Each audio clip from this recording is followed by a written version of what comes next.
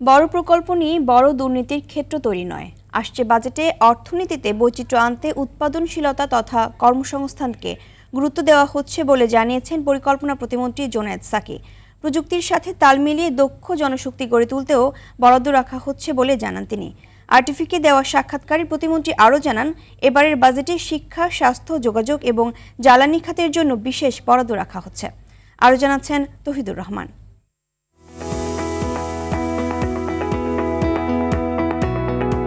2026-27 অর্থ বছরের জন্য প্রায় 3 লাখ কোটি টাকার বার্ষিক উন্নয়ন কর্মসূচি বা এডিপি প্রাথমিকভাবে চূড়ান্ত করেছে পরিকল্পনা কমিশন, যেখানে শিক্ষা, স্বাস্থ্য, পরিবহন এবং বিদ্যুৎ খাতকে সর্বোচ্চ অগ্রাধিকার দেওয়া হচ্ছে। 1121টি প্রকল্প অন্তর্ভুক্ত করার প্রস্তাব করা হয়েছে। এর মধ্যে বিনিয়োগ প্রকল্প 949, কারিগরি সহায়তা প্রকল্প 107 এবং স্বায়ত্তশাসিত সংস্থার নিজস্ব অর্থায়নে আছে 43টি প্রকল্প।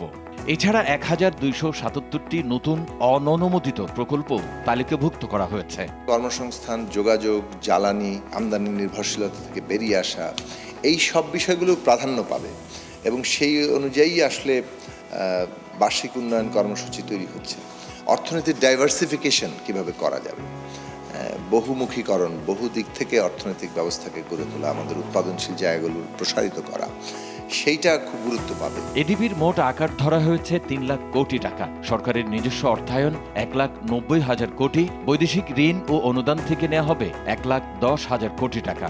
বিভিন্ন মন্ত্রণালয়, বিশেষ উন্নয়ন সহায়তা এবং সামাজিক উন্নয়ন সহায়তা মিলে প্রায় 1,18,288 কোটি টাকা বরাদ্দ রাখা হয়েছে।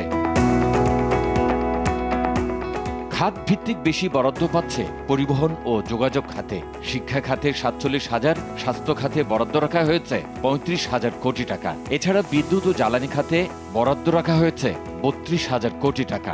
মন্ত্রণালয় ভিত্তিক বরাদ্দে বেশি পাচ্ছে স্থানীয় সরকার বিভাগ। সড়ক পরিবহন ও মহাসড়ক বিভাগের জন্য বরাদ্দ রাখা হচ্ছে 30,741 কোটি টাকা।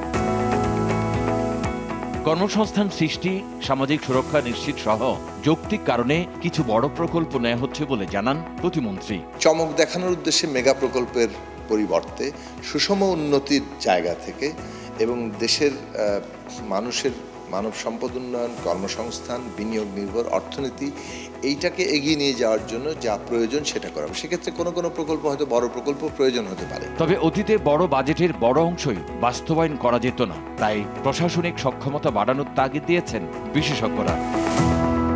তৌহিদুর রহমান, আরটিভি, ঢাকা।